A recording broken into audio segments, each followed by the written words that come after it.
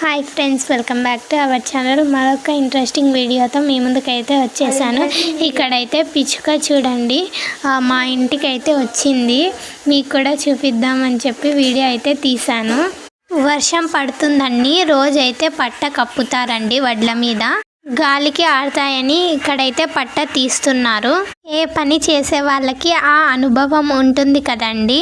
70 నుండి 80 సంచులు అవుతుండొచ్చని మా సినిమా అయితే చెప్తున్నాడు. ఈ వర్షం మొగులు కాగానే ఈ ఒడ్డు మళ్ళీ కప్పుతారండి.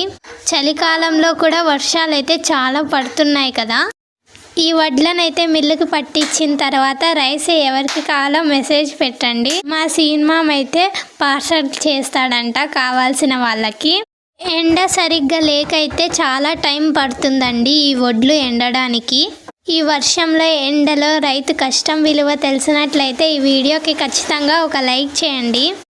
రైతు బెస్ట్ ఫ్రెండ్ ఎవరో మీకు తెలుసా? తెలిస్తే ఖచ్చితంగా కామెంట్ సెక్షన్లో కామెంట్ చేయండి.